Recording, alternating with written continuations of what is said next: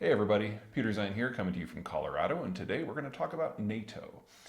Now, NATO is the alliance that defends Europe against the Soviets, or now the Russians, and it has had a weird and winding road.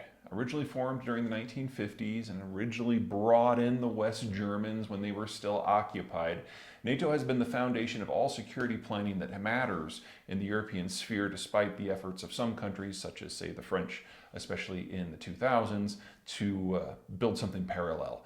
The Americans have always said that NATO is the first and foremost commitment, and if you want another security agreement, that's fine. You can make it without us, but anything that is dedicated to NATO has to remain dedicated to NATO unless you just want to leave. And very few countries were ever willing to seriously consider that at all. So it's always been NATO or nothing. Now, that doesn't mean that the alliance has always gotten along. It doesn't mean that the alliance has always agreed on everything. There are operations that technically have had the NATO stamp, but they use a coalition of the willing situation in order for other countries to abstain, still use NATO assets.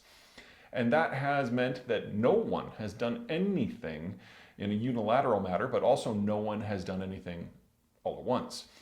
Well, now that all the Europeans are furious with the Russians, we have actually greater tightness among the Europeans, NATO and non-NATO alike, than we have seen in Europe quite literally since the Treaty of Westphalia in the 11th century. So this is kind of a big deal.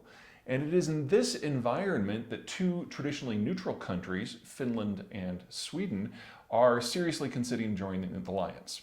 Now on what was the date? April 13, the PMs from both Sweden and Finland got together to have a joint conference talking about their plans to discuss NATO within the country. In Finland, that conversation is going to start this coming week, and in Sweden within a month. It's very possible that we're going to have applications from both countries jointly looking to apply for membership well before the beginning of summer in Europe. And that would suggest that ratification could be completed not just this year, but very, very soon, probably before August. And right now, I'd say it's probably a 2 in 3 chance that each individual country will join and that they'll join together. We can go into domestic politics, but really the issue for both countries is their longstanding stance because they haven't seen themselves as having a choice until now.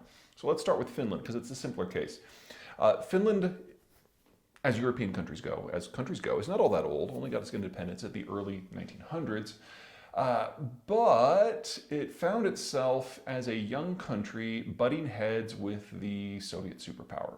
Stalin ordered an invasion of Finland in the early days of World War II, and the Finns fought the Russians to a standstill. In some battles, there were 40-to-1 casualty ratios going against the Russians because, well, this is going to sound familiar with what's going on in Ukraine, logistical problems, morale problems, equipment problems, and the Finns were fighting for their homeland.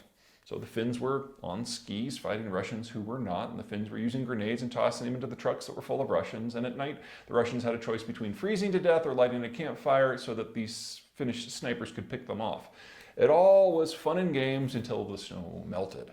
And then Stalin launched a second phase of the invasion, and the Finns very quickly sued for peace and gave Stalin everything that he had asked for, and then some. And so about a quarter of the population of Finland ended up having to physically relocate from now conquered lands and move into what is today recognized as the country of Finland. Now, because of that Syrian experience, and because Stalin actually respected the Finns, Finland was allowed to go through a process of neutralization that is now known today as Finlandization. And the idea is that Finland can decide anything it wants to about its economic system and its political system, but on all security matters, the Soviet Union had a hard veto. So Finland, despite wanting to, never joined NATO. That was part of the post-World War II deal. Well, now from the Finns' point of view, the Soviet bear is long gone.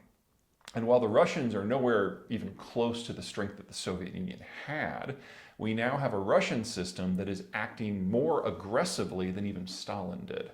So from their point of view, this change in the defensive and offensive posture of the Russian state, combined with its lack of capacity, provides both the impetus and the willingness of the Finns to consider a shift. The last poll I saw suggested that about 2/3 of Finns supported membership. That's almost double what it was less than a year ago. and the number is probably going up with each uncovering of a war crime in Ukraine. So Finland specifically, I'd say it's a shoo-in. Militarily capable, very competent. Yes, they've got a long border, 1,300 kilometers, with the Russians, but it's not like the Russians can even consider launching a two-front war here. So if the Finns did apply, they would be approved in weeks, if not days. And we'd probably have token forces, at least from the United States, the United Kingdom, Germany, and France, and Turkey, the major powers within NATO, deploy to Finland to underline during the transition process that this is now an alliance member. So that's Finland. Sweden is a little weird. So Sweden used to be a superpower. If you go back a half a millennia, there was a time when Sweden was the country that had the geography that you really wanted. All the European countries were banging against each other because they were right on each other's faces and there was no way you could develop without threatening someone. But Sweden was on the other side of the Skagerrak and the Bay of Bothnia and the Baltic Sea in general. And so it controlled what we now consider Scandinavia, specifically what is today Norway and Finland, and was insulated from everybody else. So once the Swedes were able to consolidate power in that area, they could then project power south and into Europe proper, and they were a major, major player, and for a while, the most powerful European country. It didn't last. As technologies evolved, especially in things like firearms, the Swedes found themselves overextended and exposed to larger populations that were becoming more and more consolidated. And in a series of conflicts, starting with the 30 Years' War and ultimately culminating in the Napoleonic Wars, the Swedes faced a series of setbacks and strategic defeats until ultimately they retreated back to what we now know as Sweden today. Now, that meant they're a little gun shy. The Swedes are armed. They're not prickly, they're prepared. But they have gone out of their way for the last 2 centuries to avoid any sort of entanglement in someone else's war or someone else's alliance. But once again, the situation has changed. Under the Soviet period, Sweden very nearly got a nuclear deterrent. But the Non-Proliferation Treaty ultimately convinced Sweden that it wasn't necessary.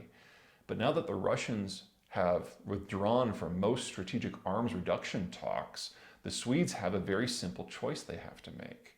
1, do they go nuclear? Or 2, do they join the coalition that all of their Nordic and Scandinavian family members are already a part of? Because Iceland, Norway, Estonia, Latvia, Lithuania, Denmark, they're all already in NATO. And if the Finns join, the Swedes will be the last ones out. And as the Finnish and the Swedish prime ministers were saying, there are long-term and short-term considerations. There are pros and cons for whatever they do. But at the end of the day, Russia has changed. And at the end of the day, the decisions that now most affect Swedish security are not made in Stockholm. They're made in NATO countries. And the only way that Sweden can reliably influence that decision-making process is to join. So, Sweden, like Finland, armed. Sweden, like Finland, competent. Sweden, like Finland, an excellent defense establishment. If they applied to join, they would be ushered in a matter of days and weeks. We're going to know very, very soon, probably before June 1st, one way or the other. Okay, so that just leaves the question of what the Russians are going to do. Not a lot. The Russians can't fight a two-front war right now. It's certainly not with the forces they've deployed, not with the record of logistics. Also, the Finns and especially the Swedes have significantly better air power than anything that the Russians have demonstrated so far. And since the Russians like to fight their wars at the end of rail lines, you get a few airstrikes into Russia proper, you blow up a few bridges and some rail lines, and that's that. So I don't see the Russians doing anything more than growl at this point. The real fight is going to stay in Ukraine. And as long as we don't have regular NATO forces in Ukraine during the war, I don't think the Russians are going to escalate, at least not without a significant change in circumstance, and we haven't seen anything like that in the first 6 weeks. Okay, that's everything from me. Until next time.